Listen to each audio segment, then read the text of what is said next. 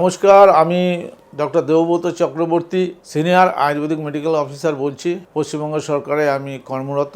আজকে যে বিষয় নিয়ে আমি আলোচনা করব সেই বিষয়টি হলো মানবদেহের একটি বৃহৎ অঙ্গ। সেই অঙ্গটির নাম হচ্ছে লিভার বা যকৃৎ। এই যকৃৎ বা লিভার মানবদেহের অঙ্গের মধ্যে যেমন বড়, তেমনি তার গুণাগুণ এবং কর্মক্ষমতাও সর্বশ্রেষ্ঠ বলা চলে। এই অঙ্গের যদি কোনো রকম সমস্যা দেখা দেয় তাহলে শরীরে আমাদের নানাবিধ সমস্যার সম্মুখীন হতে হয়। এটা আমরা দৈনন্দিন জীবনে চিকিৎসার ক্ষেত্রে দেখেছি। বহু রুগী আসে যারা এসেই প্রথমে বলে, স্যার আমার লিভারের সমস্যা। সে কি বুঝে না বুঝে বলে দিল যে লিভারের সমস্যা। নিশ্চয়ই সে একটা বুঝেছে যে শরীরের মধ্যে, পেটের মধ্যে তার হয়তো ব্যথা হচ্ছে, কি হচ্ছে সেটা নিয়ে সে এসছে, কিন্তু সে প্রথমেই এসে বলে দিল আমার লিভারের সমস্যা। যাই হোক, এবার তার বিভিন্ন রকম পরীক্ষা নিরীক্ষা করে আমরা তারপরে চিকিৎসক যারা সেটা সঠিকভাবে বুঝতে পারি এটা সত্যিই লিভারের সমস্যা, নাকি অন্য কোনো গলব্লাডারের সমস্যা, নাকি অ্যাপেন্ডিক্সের সমস্যা, কি নিয়ে সে পেটে একটা ব্যথা নিয়ে আসলো এবং এরকম হাত দিয়ে দেখিয়ে বলছে যে স্যার আমার এরকম লিভারের সমস্যা হচ্ছে, আপনি একটু দেখুন। তারপর আমাদের কাজ হলো এইবার রুগীর কথা মতো দেখে নিলাম, শুনে এইবার তাকে বিভিন্ন রকম পরীক্ষা নিরীক্ষার মাধ্যমে, এমনি প্রথমে আমরা ক্লিনিকে যেটা করে থাকি সাধারণত তাকে শুইয়ে তার পেটে বিভিন্ন জায়গায় আমরা আমাদের হাত দিয়ে দেখার চেষ্টা করি কোথায় কি তার সমস্যা আছে, ব্যথা আছে, সেটা দেখে নিয়ে তারপরে আমরা করে থাকি। দেখে এবার বিভিন্ন রকম যে আমাদের পরীক্ষা নিরীক্ষা আছে সেগুলো ব্লাডের টেস্ট, যেরকম লিভার ফাংশন টেস্ট, এলেপটিক, এটা আমাদের প্রত্যেক চিকিৎসকই দিয়ে থাকেন। এটা দিয়ে দেখতে হয় রক্তে কি আছে, বিলিরুবিনের কোনো সমস্যা আছে, কোনো কিছু আছে কি না। তারপরে টোটাল ব্লাড কাউন্ট, তারপরে রয়েছে আপনার অন্যান্য কিডনি ফাংশন টেস্ট, কেএফটি, তারপর রয়েছে টোটাল আপনার অ্যাবডোমেন আল্ট্রাসোনোগ্রাফি টেস্ট। এসব টেস্ট করে আমরা দেখতে পারি যে সত্যি কিছু হয়েছে কি না।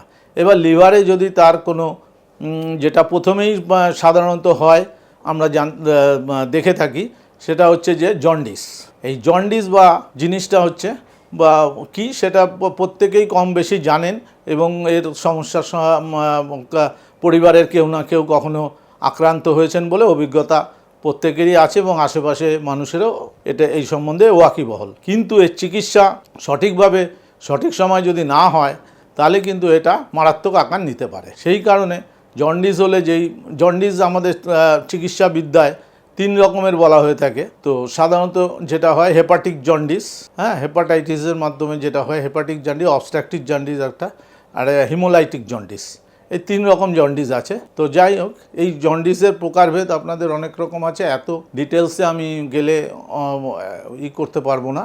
তো বিষয় হচ্ছে এই জন্ডিসের যে চিকিৎসা সেটা আয়ুর্বেদ শাস্ত্রে ভালো রকমই আছে। তো সেই আয়ুর্বেদ যে চিকিৎসা, সেই চিকিৎসা পদ্ধতিতে যেতে হবে। প্রথমে তো আমরা টেস্ট করে দেখে নিলাম যে তার বিলিরুবিন কতটা মাত্রায় আছে, তার বিলিরুবিনের মাত্রা কি, সেগুলো আমরা আগে দেখে নিলাম। এরপরে যেটা বিষয় হচ্ছে যে জন্ডিসের লিভারে কতটা এফেক্ট করেছে সেটা আমরা আল্ট্রাসোনোগ্রাফি করেও দেখে নিতে পারছি। যদি কোনো লিভারে প্রদাহ থাকে, হেপাটাইটিস যদি হয়, হেপাটাইটিস যদি থাকে তাহলে তার চিকিৎসা সেই রকম করতে হবে। আয়ুর্বেদিক মতে যেই চিকিৎসাগুলো আছে আমরা সেই চিকিৎসা দিয়ে থাকি এবং খুব দ্রুত আরোগ্য লাভ করে।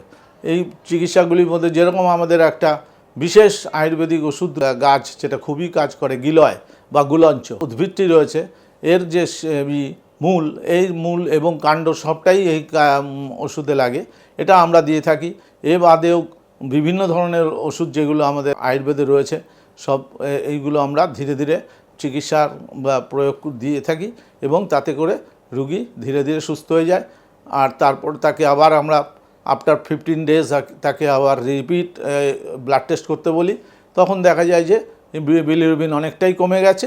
আফটার 30 ডেজ পুরোপুরি কমপ্লিট, তার দেখা যায় যে নর্মালে ফিরে এসছে। এইভাবে আমরা জন্ডিসের চিকিৎসা করে থাকি।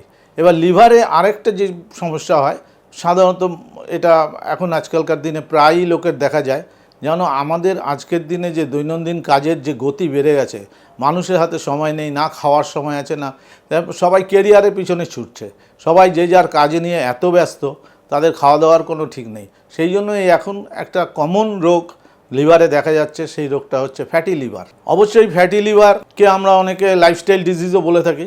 কেন? অতিরিক্ত যে বাইরের ফাস্টফুড, জাঙ্ক ফুড এই খেয়েই থাকতে হয়। সকালবেলায় বেরিয়ে গেল কাজে, দুপুরে খাওয়ার কোনো ঠিক নেই, তো রাস্তায় কিছু ফাস্টফুড বা জাঙ্ক ফুড খেয়ে নিল, এইভাবে দিনের পর দিন চলে। তারপরে পার্টি যারা একটু বিলাসিতায় জীবন কাটায় তাদের তো পার্টি লেগেই থাকে, অতিরিক্ত অ্যালকোহল মদ্যপান করে থাকে। হ্যাঁ, মদ্যপানের জন্য যে হয়, এর কারণে লিভারে ফ্যাট জমে। মোদ্দা কথা, যকৃতে যে চর্বি জমা, এটাই হচ্ছে ফ্যাটি লিভার। ইংরেজিতে বলছে ফ্যাটি লিভার, ডাক্তারি ভাষাও বলছে ফ্যাটি লিভার, আর বাংলাতে বলছে কি আমরা যকৃতে চর্বি জমা। অতএব আপনাকে কি করতে হবে?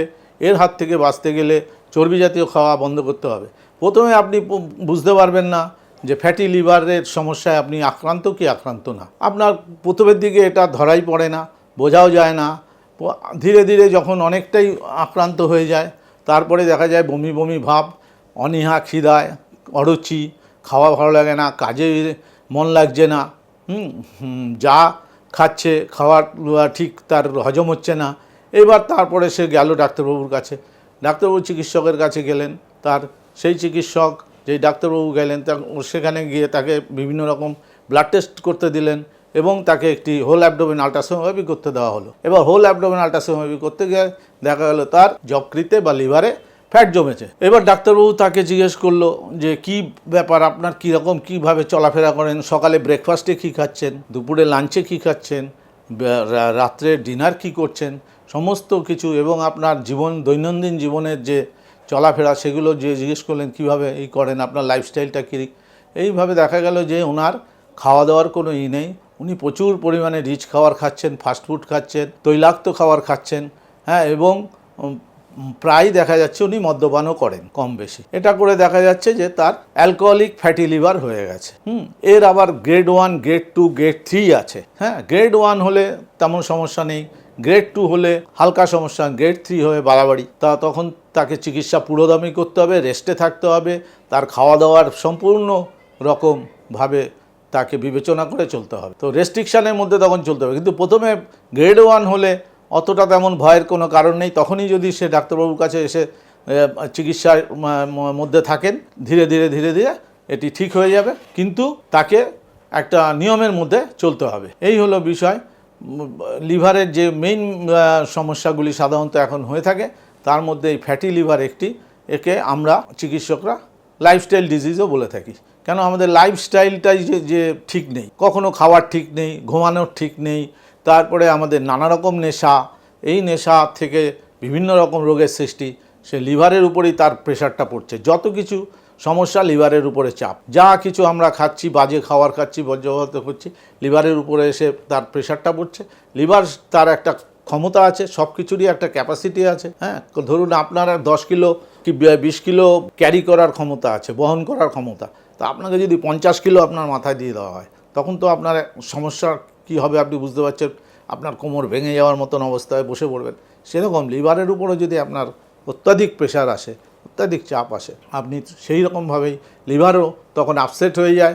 আপসেট হয়ে গিয়ে তার যা যা সাইড এফেক্ট, সেই সাইড এফেক্ট হিসাবে ফ্যাটি লিভার কি জন্ডিস, হেপাটিক সমস্যা, এগুলো সমস্যা দেখা দেয়। অনেক সবাই সিরোসিস অফ লিভারও দেখা যায়, সেটাও একটা সমস্যা। এটা মারাত্মক সমস্যা, সিরোসিস অফ লিভারে জল জমা। সেক্ষেত্রে আপনার চিকিৎসা খুব করে চলতে হবে, কমপ্লিট রেস্টে থাকতে হবে, চিকিৎসকের পরামর্শ নিয়ে চলতে হবে। এটা কখনোই আপনি অবহেলা করলে এটা নিয়ে আপনি বেশি দিন জীবন বাঁচিয়ে রাখা সম্ভব না।